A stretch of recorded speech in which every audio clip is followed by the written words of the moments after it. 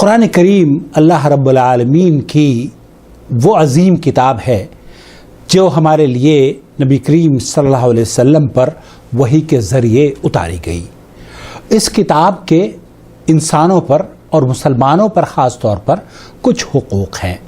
ہمیں اس قرآن کو صحیح طور پر پڑھنے کی کوشش کرنی چاہیے۔ کیونکہ اللہ کے رسول صلی اللہ علیہ وسلم نے فرمایا ہے کہ جو اس قرآن کا ایک حرف پڑھتا ہے، حضرت عبداللہ ابن مسعود رضی اللہ تعالی عنہ سے مروی ہے، اسے ایک حرف کے بدلے ایک نیکی ملتی ہے، اور ایک نیکی اسے 10 نیکیوں کے برابر اجر دیا جائے گا۔ ایک نیکی کے بدلے اسے 10 نیکیاں اللہ رب العالمین عطا فرمائے گا۔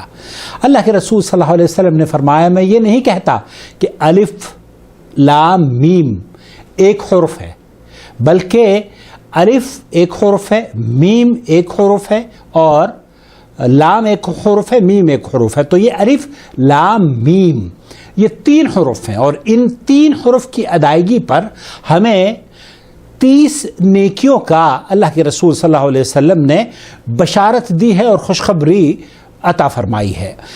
اس نیکی کو ہم کیوں کر حاصل کر سکتے ہیں، کس طریقے سے پڑھنے کا قرآن کریم کا حق ہے، اور ہمیں حق کے ساتھ ساتھ اس پہ غور و فکر کر کے تدبر بھی کرنی چاہیے، اس میں تو کوئی دو رائے نہیں ہے۔ لیکن آپ نے اور ہم نے یہ دیکھا ہوگا کہ بہت سے قاری ایسے ہیں جو قرآن کریم تو پڑھتے ہیں، لیکن آپ ان کے برابر میں اگر بیٹھ جائیں یا بہت کان لگا کے آپ ان کی آواز سننا چاہیں تو ایک لفظ بھی نہ تو آپ کو سن پائیں گے، نہ ہی آپ سن پائیں گے، اور نہ ہی دراصل وہ کچھ پڑھ رہے ہوتے ہیں، بلکہ ان کا موقف یہ ہوتا ہے، وہ کیا کر رہے ہوتے ہیں کہ قرآن کریم کو لیا اور وہ صرف اس طریقے سے اٹھایا انہوں نے، اور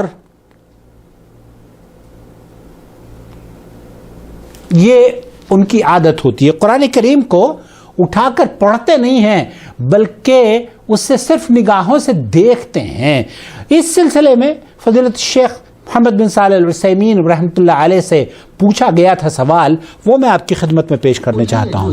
ان اقرأ القرآن بدون النطق بالحروف ولكن بالمتابعة بالنظر والقلب من المصحف طبعا فهل يحصل الاجر بذلك؟ شیخ محمد بن صالح العثیمین سے یہ پوچھا جا رہا ہے کہ میں قرآن کریم کو دیکھ کر صرف دل ہی دل میں پڑھتا ہوں، کیا مجھے اس کا اجر ملے گا؟ ایک شخص اگر ایسے پڑھتا ہے کہ وہ دیکھتا ہے اور قرآن کو دل میں پڑھنے کی کوشش کرتا ہے، کیا ایسے شخص کو قرآن کریم کی وہ نیکیاں ملیں گی جو اللہ کے رسول صلی اللہ علیہ وسلم کی حدیث سے وارد ہیں؟ لیس فی ذلک الاجر۔ اسے شیخ فرما رہے ہیں کہ اسے اس طرح سے قرآن کریم پڑھنے کا اجر نہیں ملے گا۔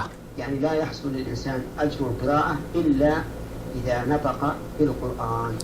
اسے اس وقت تک قرآن کریم کا اجر نہیں ملے گا جب تک کہ وہ قرآن کریم کے الفاظ کی ادائیگی نہیں کرتا۔ وہ نطق، وہ ادائیگی جب تک کہ نہیں کر پائے گا تب تک اس کو قرآن کریم کا پڑھنے کا اجر نہیں ملے گا۔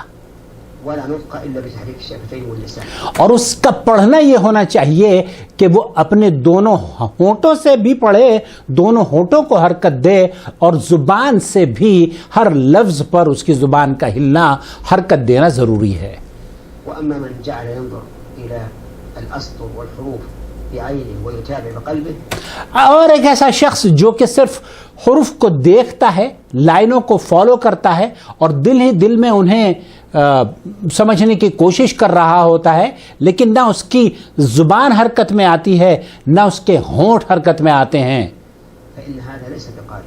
فإن هذا ليس بقارئ، یہ ان قاریوں میں سے شمار نہیں ہوتا جسے قرآن کریم کے پڑھنے کا اجر ملتا ہے، اور اسے قرآن کریم کا قاری نہیں کہا جائے گا۔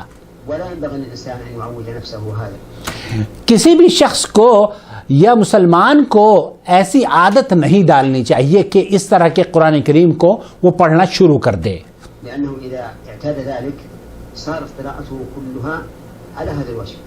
اگر اسے اس طرح کی پڑھنے کی عادت ہو گئی تو اس کی پھر ساری قرآن کریم کی تلاوت ایسے ہی ہو جائے گی۔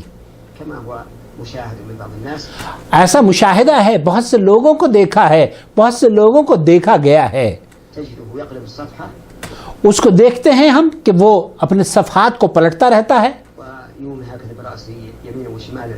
جیسے میں نے عرض کیا کہ وہ قرآن لے کر کبھی دائیں جانب دیکھے گا اور سطر کے ساتھ ساتھ چلے گا، اس کو فالو کرے گا، پھر بائیں جانب اس طریقے سے ہلاتا رہتا ہے، اور پھر جب دونوں صفحوں کو گھور گھور کر وہ ہر لائن کو اور ہر حرف کو باقاعدہ طور پر اس کو پورے کو پڑھ لیتا ہے اس کے مزاج کے مطابق، تو پھر وہ اس کا ورقہ پلٹ دیتا ہے. يتابع الأسطر وإذا به قد قلب الصفحة الثانية. لائنوں کو مکمل کرنے کے بعد، اس کو دیکھنے کے اور گھورنے کے بعد وہ پیج پلٹ لیتا ہے، یہ سمجھتا ہے کہ اس نے قرآن کریم کا وہ صفحہ پڑھ لیا ہے، في مدة يسيرة. اور یہ بہت کوئک ہو رہا ہوتا ہے کیونکہ اس کو پڑھنا تو نہیں ہے، اس لیے وہ بہت جلدی جلدی آنکھوں کو گھماتا رہتا ہے. تعلم علم اليقين أنه لم يقرأ. ایسے قرآن کریم کے پڑھنے والے کو یہ کہا جاتا ہے، اہل علم نے کسی نے بھی ایسے قرآن کریم کے پڑھنے والے کو قاری نہیں کہا ہے، اس کا پڑھنا نہیں، وہ نہیں پڑھ رہا ہے بلکہ وہ قاری ہی نہیں سمجھا جائے گا. قراءة نطق. والخلاصة أن من لم يقرأ قراءة ينطق بها فإنه لا يثاب ثواب القارئ. ایک ایسا شخص، خلاصہ کلام یہ ہے، شیخ فرما رہے ہیں کہ وہ جو قرآن کریم کا تلفظ یا اپنی زبان اور ہونٹوں کو حرکت نہیں دیتا، اس کو قاری نہیں کہا جاتا.